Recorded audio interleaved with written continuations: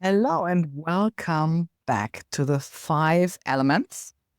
And did you identify objects on your table or wherever on the wall in your room where you know that this is that element and that element, and you also know why? Just if you've said that, for instance, if there is a red candle, that would be fire, more clearly, isn't it? If that would be, let's say, a red cushion. So the cushion in itself would be from the quality, because it's very soft, more into the yin area, but it's fiery color.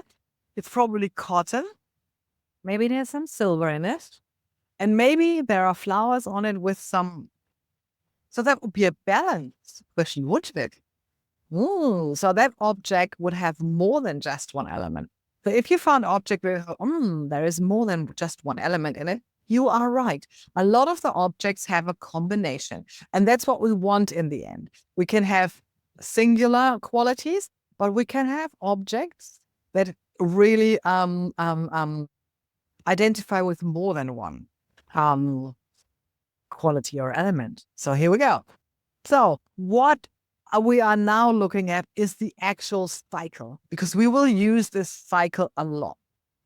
And the rule of thumb is really, if you come to something, there are some rules that you will always use. And one of them, if you can't help yourself, you're coming down to the 5-element cycle.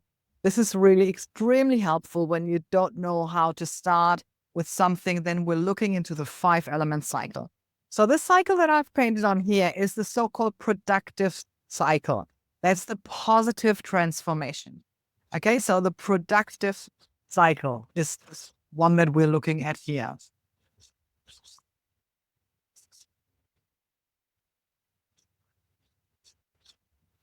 And in the productive cycle, what we're doing is it's all about positive transformation. So we're talking about positive transformation. All the elements interact harmoniously. So they help each other grow. The growing energy, expanding energy. This is what we want to see in here, and this is what we have in here. So the wood, for instance, creates fire. Easy, right? Fire burns substances to ash, which is earth. That's what we did for decades in agriculture. That we would burn the stuff at the end of the year. In some cultures, it's still the case. Then that is producing the earth that we're having. So from earth comes metal, all the minerals and all of these. And metal, through condensation, attract water. Water, again, nourishes wood. So we have a nourishing, productive cycle with the elements. And this is what we want. So for instance, if you think you don't have enough wood, or you're not doing well with your plants, this is where you want to water them. But of course, you don't want to overwater them. If you have too much water, it's not good for the wood too. So you need some balance. So the wood needs to go into the fire, as in blossoming or standing on the window with the sun. The sun is fire, to really come into it. And it needs good earth. And it also needs minerals, nutrition, and it needs water. And then we have a cycle again. Do you now see how that makes sense? I really hope, because that's what we're looking into. Just a little bit for a little bit more advanced people. If you find that, for instance, in your BaZi, there's an element lacking, you now already know how you can get that. So if you feel you've got not enough wood in your BaZi given by life, then you can help the wood with the water. So creating new. Okay. So for instance, or so you can really see how this is nourishing you. And if something is missing, then you now already know how to nourish that. Okay. So that was the productive cycle. So now we're looking into the weakening cycle. So what is weakening an element? So what would be weakening the water? Just think. It's something that drains the water. What would drain or weaken the water? Probably the wood. Um, Probably the wood would weaken it, correct? So the wood weakens Too much wood weakens the what? Too much water will weaken the metal. Too much metal, it could take too much out of the ground, will weaken earth. Too much earth weakens the fire. I mean, this is how we extinguish fire sometimes, not necessarily with water, but with soil coating on.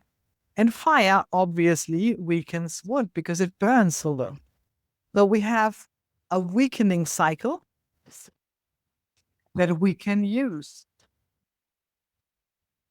We can name this the cycle,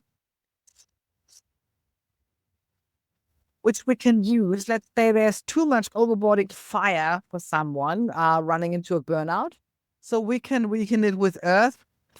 Heating, for instance. Nah, I don't want you to do that.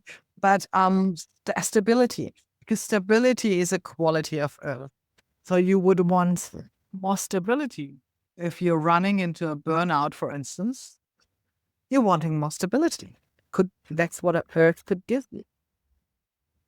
So in this weakening cycle, we're looking really into the elements that produces it backwards. So the weakening, using the weakening cycle in your cures and your whatever you want to strengthen or weaken, is the less forceful and less aggressive method than what I will present to you next.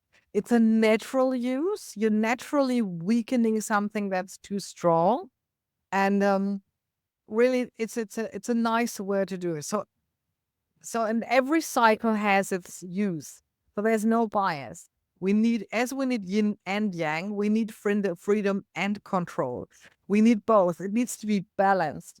So, and the third one, last but not least, is the controlling cycle.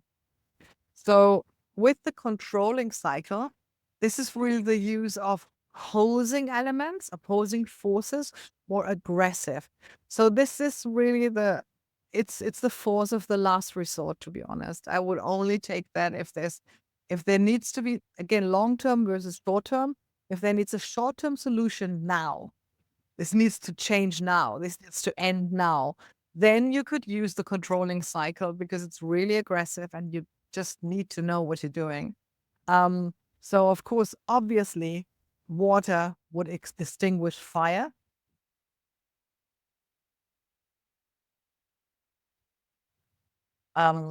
More than obvious.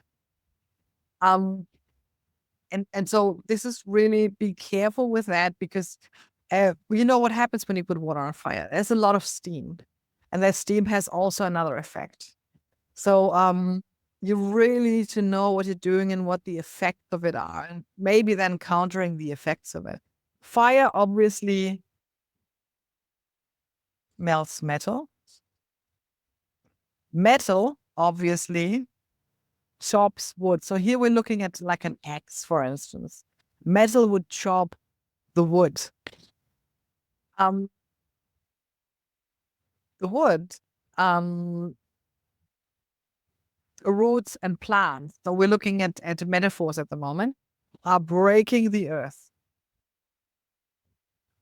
So, that is the thing. This is what the woods is breaking the earth, as in the uprising energy of the woods will fight against the solidity of the stability that the mountain will give you. So if you need stability, there's still ideas coming in,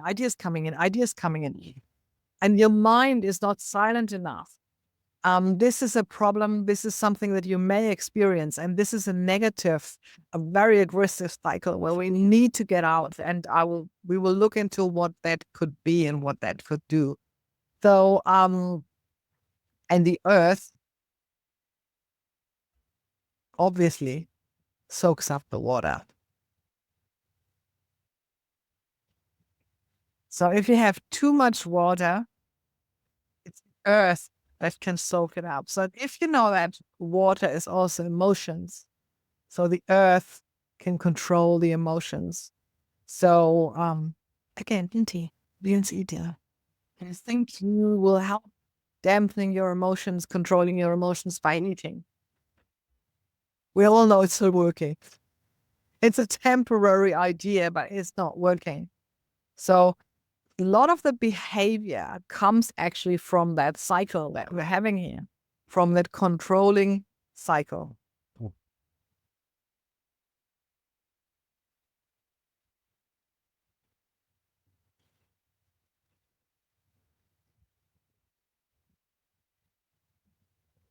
Does it make sense? Well, I think it does. Well, this picture that we're having here now can be filled with a lot of more qualities, with a lot of more, and we will do that. There will be additional material for you in the academy where you can look into that. But this is the basis of how we will look onto your floor plan and how we will look in your horoscope and how we will look into your environment and how we will start changing things. So you already see, you can either nourish something, you can push it, you can weaken the one that's in the way, or as a last resort, you can control something. So I want you to always bear in mind that all of those three cycles work. And all of these three cycles can be used, but they have a different energy to themselves. So if you think about where you are at the moment and where you feel where you want to be, just see if you can see which of those elements you feel in your life are the weakest. Where is it that you feel, oh, I don't want that? Where do you feel that, oh, I want more of that? Whether there's no good or bad, there's just what is, and there is a feeling of you needing something more than others. I give you an example. When I was in my burnout times, what happened to me was that I could not stomach onions. I hated the smell. I couldn't eat it, nor raw, nor cooked. It would just give me cramps and would give me, you know what? All the onion family is here in the metal. So I should have known, if I would have known back then what I know now, that I have something going on in the metal sector. I'll have to look after that. And that is so interesting. And looking into that and then looking backwards from the problems that you have. And that was the times when I've gained so much weight. That was the times when I had my burnout. And that was the time when I should have started something new, but I didn't. I cling onto it. So that is this really interesting thing. So look into what is it that you feel drawn to a lot? More to plants? More to nice, beautiful objects? More to metal? Music? TV? Meditation? Nature? Water? See if you can get an idea of what element it is you feel at home. And if there is an element where you don't feel at home, it doesn't need to be that way, but maybe there is already something inside of you where you say, I think this is what I would like to have. And we will keep on looking together, and you will let me know in our one-on-one sessions what you found out. And I will tell you a little bit more about that for your personal situation. Well, those were the cycles. I hope that helped. We will get back to exactly that picture in another session, in another lesson, because we will carry on working on that.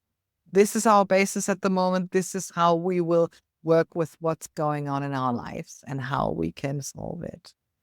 So we will get back to that very soon. And I see you now. You've got your homework. Yes, you do. Okay. See you soon. Bye.